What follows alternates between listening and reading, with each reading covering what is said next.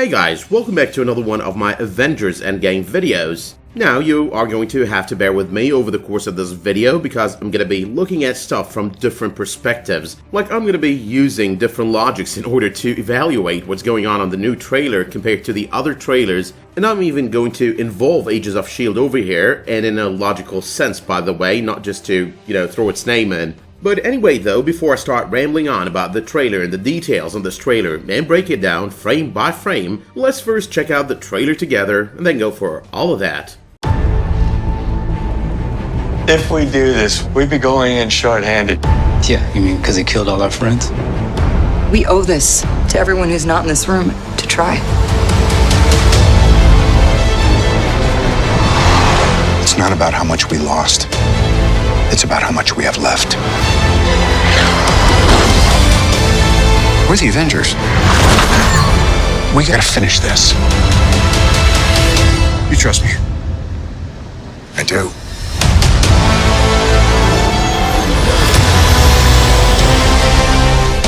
You could not live with your own failure.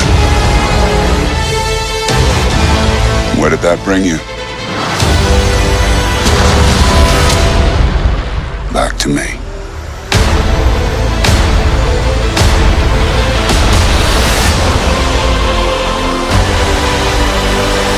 Tickets on sale now.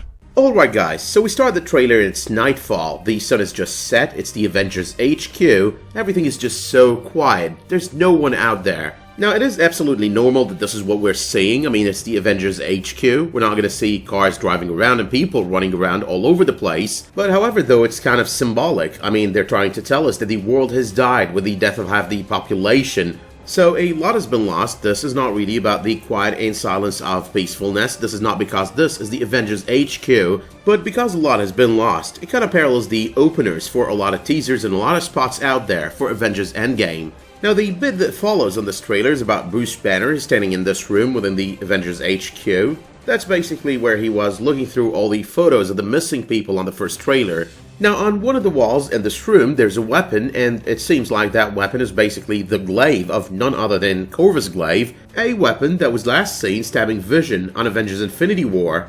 Now, I personally see no reason why they would have that weapon over there, unless they are trying to have a reminder or set themselves a reminder as to what happened to their friends, like we need to sort it out at some point. That could be like one thing that they have set up in order not to forget, in order not to move on. It's like what Steve Rogers said on the second trailer for the movie. I keep telling everybody they should move on.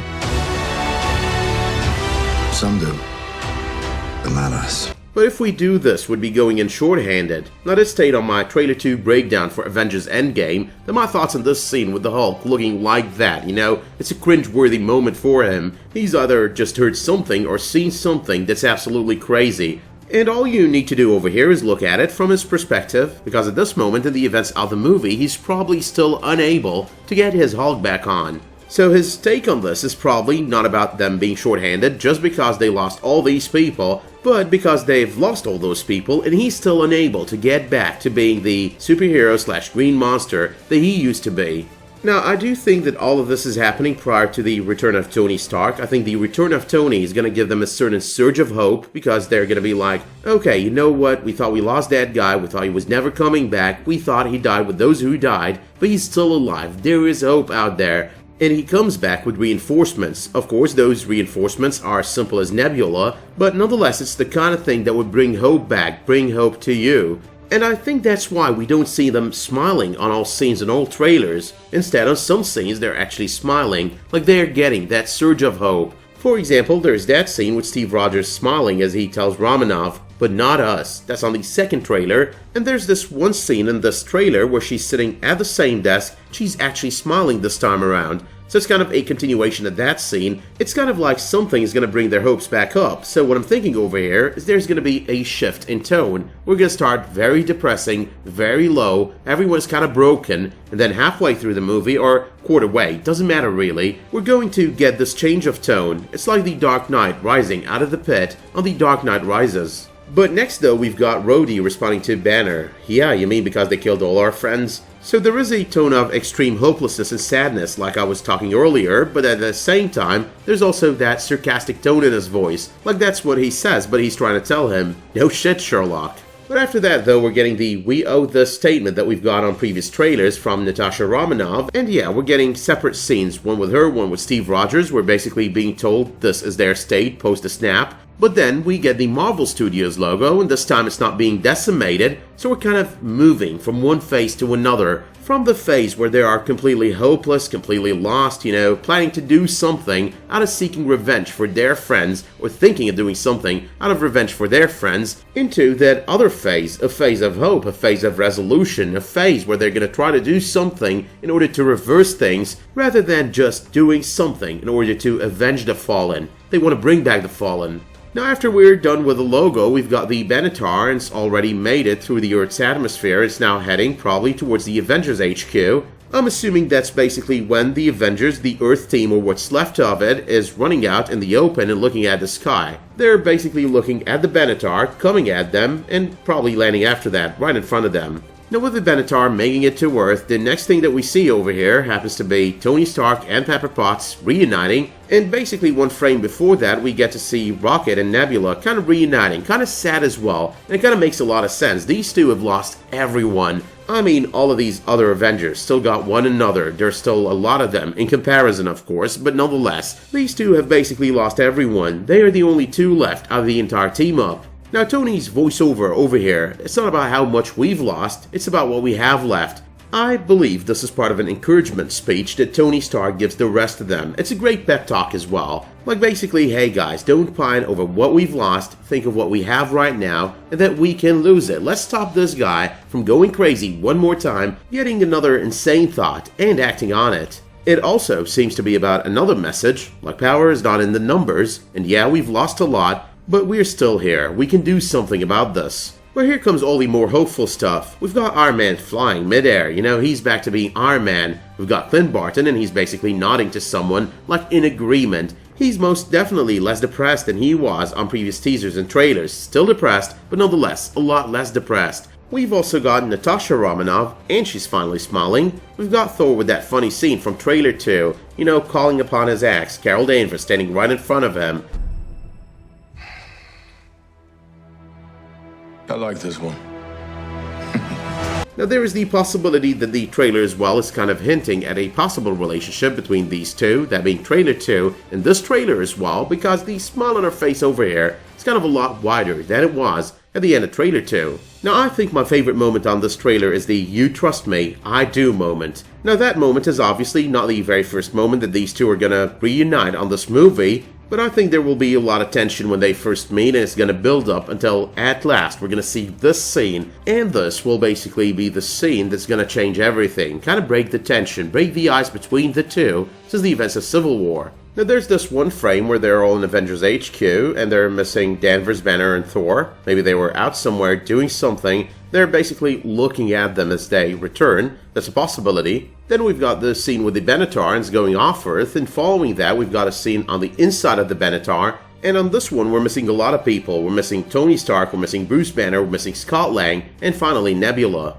But anyway though, after that it's Tony Stark looking at a photo that he shared with Peter Parker, and yeah, that's basically a reference to Peter Parker dusting in his arms, and yeah, it probably took a huge toll on Tony Stark. Now the suits that these guys are wearing on board of the Benatar, they're not exactly, or not at all, the suits that they were wearing on trailer 2. What we thought were the Quantum Realm suits. Okay, so there are two ways this could work. There is the Avenge the Fallen way from all the recent posters, and there is the Bring Back the Fallen way. Now with the first scenario, the Avenge the Fallen scenario, all of this is basically happening before they actually go wear those suits and go into the Quantum Realm. They're trying to avenge the Fallen, they're trying to stop Thanos once and for all. Like, we're basically gonna try and seek vengeance upon this guy. We're gonna go there, we're gonna stop him once and for all. Not stop him from doing this because this is already done. We're gonna make sure he doesn't get any new ideas. He never snaps his fingers again, for example. Now, under the scenario, they'd go there, they'd try to avenge the Fallen, and then they'd realize,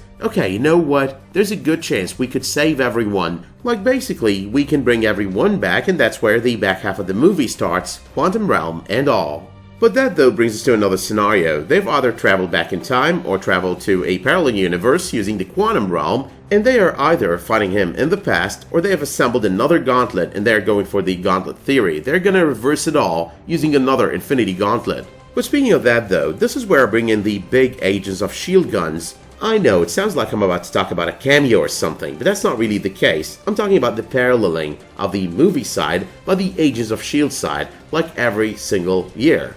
The movies did Doctor Strange, Agents of S.H.I.E.L.D. did Ghost Rider, Eli Morrow, and all of that stuff. The movies did Infinity War, we got a pretty decent tie-in on Agents of S.H.I.E.L.D., but we also got an invasion, or an attempt at an invasion. That was the Confederacy on Season 5. Now, it always seems to me, and to everyone, that Marvel Television only does stuff when it comes to, Marvel characters and events that are basically permitted to them by the movie side. Let's just say that Kevin Feige has dibs on everything.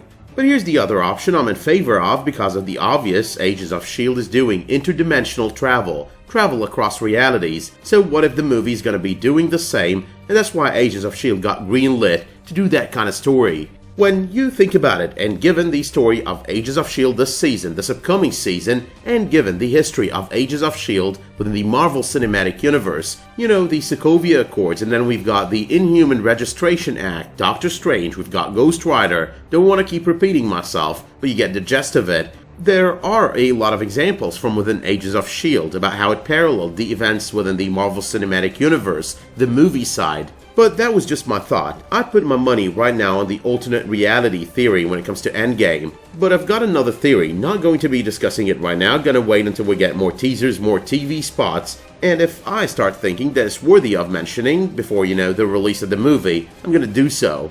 But let us finish this quickly and wrap this up. You could not live with your own failure, and where did that bring you? Back to me. That is basically Thanos speaking to Tony Stark, or I assume he's speaking to Tony Stark, and that basically strengthens my belief that all of this is happening in present day, which in turn strengthens my belief in the parallel reality scenario. These seem to be the words of a version of Thanos that's met Tony Stark before, like you're gone, you're back. Now I know this might sound a little bit crazy, but this final scene on the trailer, we're seeing them from their backs, not seeing even the heads of these people. Obviously the one on our left is Iron Man, the one in the middle is Captain America, and the one on the right could be Thor, could be Doctor Strange. Now the reason I'm saying this is that there are rumors out there on a few articles online that do state that Doctor Strange is going to play a decent role on the upcoming movie, not a major one, but nonetheless a decent one. On my end though, I don't think that is going to be the case, but nonetheless, I just thought I'd throw it out there.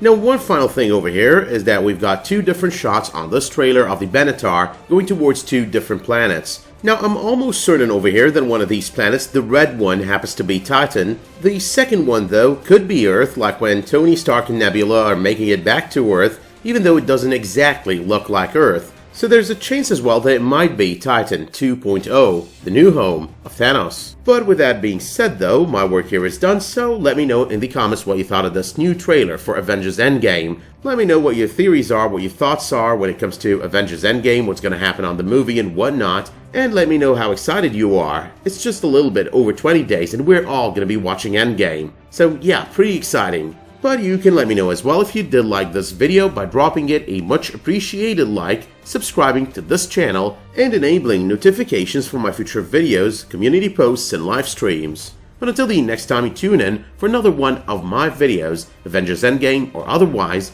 thank you so much for tuning into this one, and have a great day.